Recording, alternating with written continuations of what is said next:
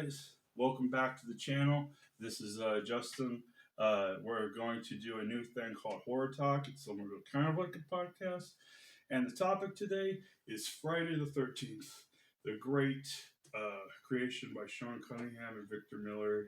Great horror camp slasher franchise, if you will. And today, I got a special guest. You saw him in my episode 5 of it was like movie horror site tries horror thing drinks. Sorry, I don't remember. Anyway, but that's my cousin Gregory. Come on. We're talking about Friday the 13th. He loves Friday the 13th as well as me. We got our shirts. Chris Lake. I had to do the classic, Crispin Glover dance. The cringe dance. But yeah, anyway, the topic's Friday the 13th. And we got like a list here and all of our goodies. All right, let's kick it off here. What's your favorite out of the 10 movies? If you can only pick one as your favorite, what is it? Okay, so that's a hard one, but I think I'm gonna have to go with if I had to narrow it down, Friday the 13th Part 3D. It is a good one. Origin of his hockey mask. Indeed. We just recently watched that one not too long ago. I watched it with you, and I forgot how many iconic kills are in that movie. Yeah. Like, there's so many. Like, the guy doing the handstand getting split in half. The eyeball popping out of the skull. Like, there's so many. 3D. The harpoon going right into the I was really glad he did that. So many iconic kills in that one. So that's a good pick in your entry. Yeah. For me, I like Part 2. Yeah. To me, you can't beat Overalls Jason with the bag on his head. Like, that's just like the creepiest, it's not as iconic as The Mask, obviously, but man, it is way creepier. He's like a crazy redneck out in the woods with a bag on his head. That's, to me, is living off just land. that was my favorite entry, just for those reasons. Plus, you get a lot of iconic kills in that one as well. He doesn't discriminate. Remember, that's true.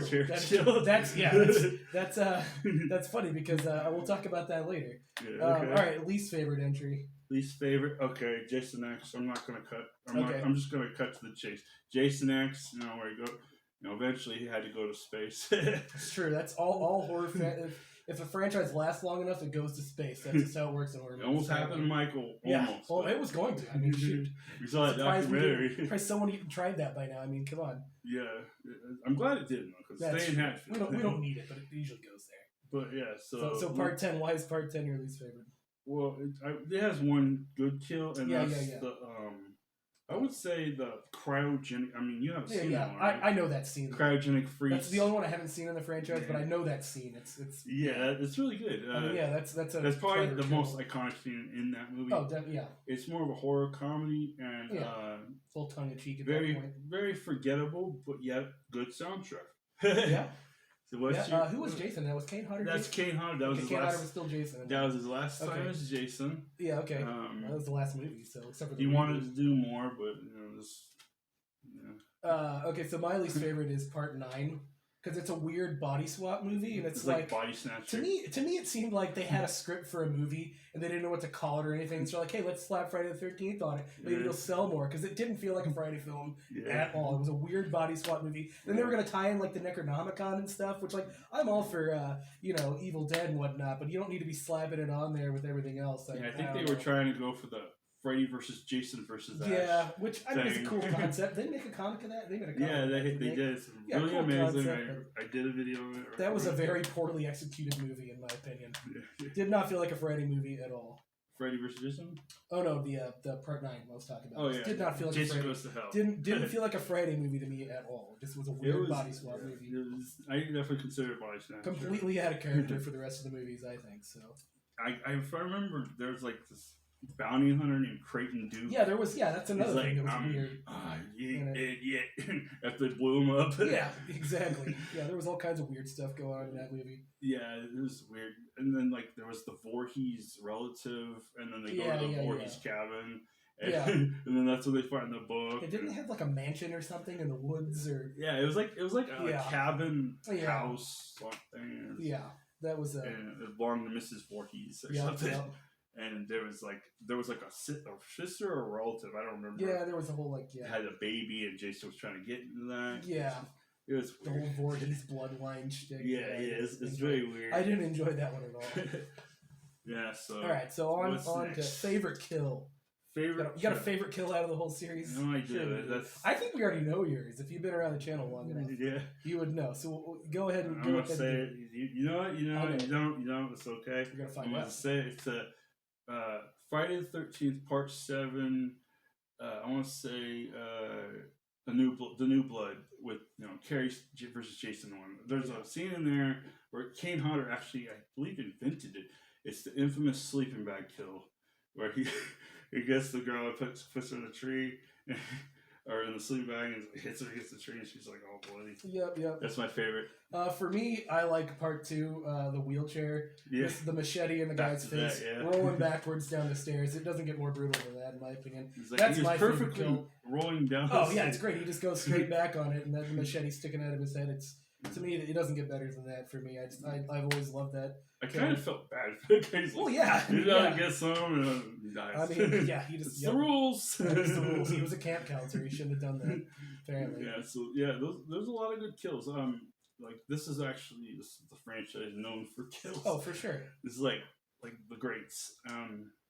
Which is funny because like you think about like it's kind of getting off topic, but like Halloween or Nightmare. Yeah.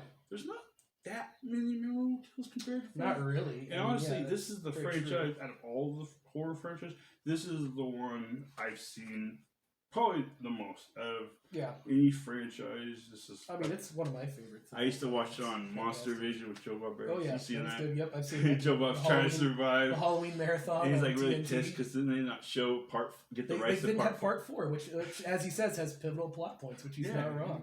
It's the first entry and then, of Tommy Jarvis. It's Corey Feldman. Exactly. I mean, how are you going to do part 5 without that one? Yeah. But it turns out Ted Turner was trying to kill him in that spoof. That was a good. They need to like remaster that, do it for the Lost Drive-In. Yeah, Blu-ray. they should do that. That'd be excellent. Yeah, I would love to see that. Because it's on YouTube, you can look it up. And super low quality. I mean, you can watch it's like VHS quality. Yeah, you can watch it in like 480p or whatever. But it's like just about an hour long. Yeah, oh yeah. But yeah, it's really good. So that was one of my favorite Friday the 13th memories, is the Monster. Oh, definitely. Joe Bob Halloween special. The Halloween marathon. What do we got next? We got favorite Jason actor. Oh, there's a lot of those, but there's a lot of those. I got 2 favorites, but I gotta pick. You gotta pick one, so I gotta go. You got yours. Kane Hodder, man, that dude. I met him twice. He's the most kindest guy you ever meet. I feel bad about if you watch To Hell and Back, his documentary, he really had a lot of burns that Oh yeah, he was. Yeah, it was torture. It was like a living hell. He took a lot of this. I'm blanking on mine. Mine is the guy who was in part 4. I will say just the pure physicality, that guy going in and out of windows and through the water. I'm blanking on the guy's name, but he was great. I like that. The part 4 had He's a like lot a of stuntman. Yeah, he was definitely a stuntman. Yeah, so he wasn't like a big name. In fact, he might even be uncredited in that movie. He might not even have his name. But man, I feel like part 4 had a lot of good just Jason stunts going in and out of windows and just falling from stairs. He's and throwing people through windows. Oh yeah, it was great. Yeah, so that's my favorite, and I can't even remember his name. So it's all right. Yeah. It's hard to remember all. It's true. But yeah, there's a lot of good Jason. Like C.J. Graham, part 6. He was a great Jason. He was the first undead Jason. It's true. And he's huge. He's a huge guy. Yeah, the series really takes a turn after part 5. Yes. He becomes he goes from being this redneck in the woods that's just hunting down, and slaughtering kids in a cabin to just being an undead zombie with supernatural powers. Yeah. They really ramped it up in that one. It was really weird, but yet it worked. It did. It definitely did. And it's just really a lot of memorable scenes in the franchise from just a lot of things. But those are mainly the cool Jason. But before I forget, I wanted to mention there is a great short film on YouTube. I've actually met the director at a horror convention. He did a great fan film called Never Hike Alone. Yeah, it's a good one. Yep, it's like about an hour long, but it's definitely worth watching. I met the director at a horror convention. He's really like, cool. "You see Never Hike Alone?" I was like, "Yes." Yes, that's a good. It's a good. Oh, you're awesome. Really well made fan film. Yeah, he's a very nice guy. I mean, if you like Friday the 13th, if you haven't seen it, check it out. It's on YouTube. I'm pretty sure. It's was it found footage sort of? Yeah, I think it was kind of a found footage film. But yeah. It was good. I enjoyed it. Yeah, that was a good one. I just had to mention that one. Speaking of underrated movies, things like that, one of my favorites is Part 5. Just because a lot of people don't like it because it's no actual Jason, but I like that they took that route of like the copycat killer, which I thought was good. And like, there's a lot of other like Roy Burns, Roy Burns, and the that scene at the beginning with the kid getting axed down for the chocolate bar. Like, if there's a meme that says all this whole movie was happened because of a chocolate bar. It was true. The plot, all of it resolved around a chocolate bar, and then. I'm trying to remember the one. It's like, that was a good movie. This one here. Oh yeah, I enjoyed Part 5. I know a lot of people. It's not maybe a lot of people's not favorite. It kind of. I mean, I can't prove or deny it, but it kind of influenced Halloween Ends. Yeah, true. After the whole copycat killer. Corey being. They did it, however 37. I don't want to spoil anything, but exactly. If you've seen it, if you're on this channel, you had to have seen it. They had to have seen it. Halloween's been out. If they're watching this channel, they've probably seen it by now. Yeah, but it had very Halloween Part 5 vibes in Halloween Ends. So I really like it. If Michael still haunts you, something like that. All right, favorite scenes. Oh, okay. Just So rattle one or two off. Let's go. Favorite scene. So, man, it's a hard one, but I like let's see. I like the let's see. I'm thinking. Okay, I'll go while you think. You go ahead and go. Jason Takes Manhattan. The guy getting his head uppercutted off by Jason. Yeah. He thought he could take him. You can't not. That's always stuck out about that movie. He's the only brother that took Jason. That's true. That's right. Yeah. That's a memorable scene right there. You can't forget that. Yeah, that's a good one. So let me think. I like Part 6, where the final sequence where Tommy Jarvis is like taking the boulder. First off, how did he get the boulder in the boat? Yeah, I always wondered that too. I mean, it's probably fake, but like that whole sequence where he's like hooking Jason. Yeah, that whole scene where he drags him down to the lake, and you don't know if he survives, but I think he does. Clearly, he does because in the psychic one, they go back to that same place, and the psychic lady unleashes him, unwittingly, like she's. Well, I was wondering what happened with Tommy, That's true. They never really continued his story, I think the actor's name, because there was like 3 Tommy Jarvises. Yeah, Corey Feldman. Right. Yeah, he was original. The no name from this one, New Beginning, and then there's I think Tom Matthews. That sounds right. From Return of the Living Dead. Yeah, that sounds right. I think that's his name. That was always a cool scene, as well as there's just so many memorable scenes. How about this one? With, there you go. Crispin Glover dancing. That's one. That's another one you can't forget. Also. Case closed. Yeah. I was like, what was he did? Like, what was that dance? Like, seriously. Yeah, exactly. He's like doing this. Yeah. I don't know. That's an unforgettable scene in the franchise. For sure. Yeah, so that's another one. You got that. There's just so many memorable things in the franchise. Can I say something else about this series that I really like? Go for it. Is that even the side characters in a lot of the movies, which aren't crucial to the plot at all, they're still really memorable. Like the biker gang in Part 3. Yes. They're great. When they trash the Beetle, at the store, the Volkswagen Beetle. That's great. What else we got? The couple that ran the general store, and he's got the rabbit sitting in the produce at the beginning. That's super memorable. I think it's Part 5 that has the mom and the son. It's the redneck and the biker son. The biker son. And she's making him stew. Eat your slop. Eat your stew or whatever. Yeah. So that's what's great about these. One of the things that's great about these movies. Even the side characters are pretty memorable. Like I said, those characters were not crucial to the plot at all, but you still remember them. Going back and watching the movies. Actually, I had to bring this up because sadly, the actress that played it just was recent. The actress that played in Part 5, the grandma, the crazy grandma. These kids. She passed away recently. So rest in peace. Yeah.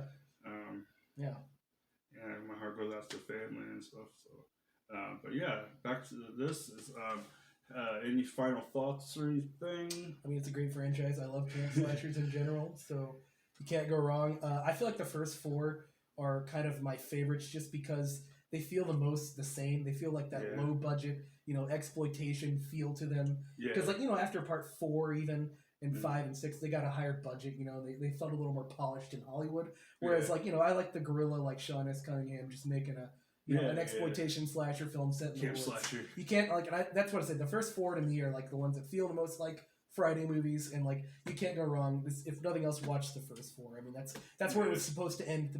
It's the final chapter. It's supposed to be the final chapter, so it's in the title. So you can't go wrong with those.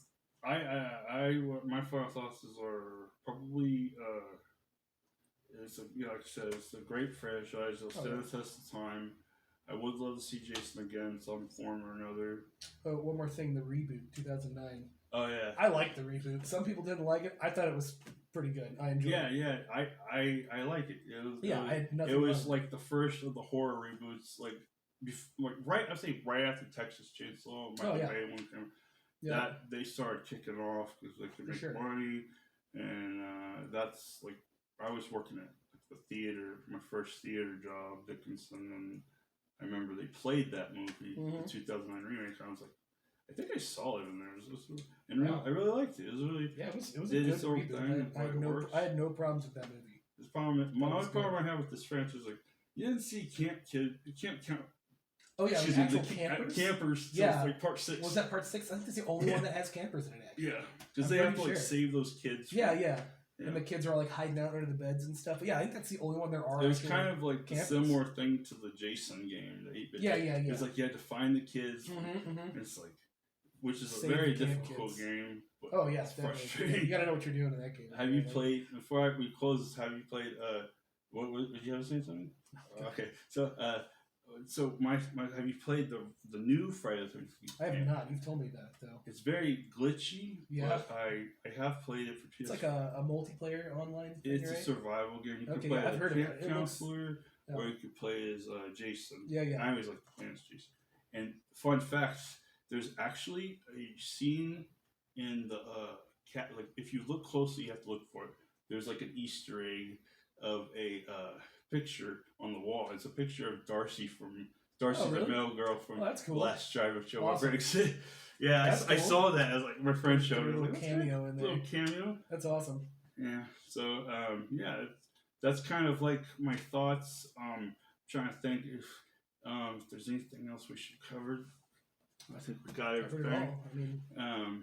But I guess that'll be a video.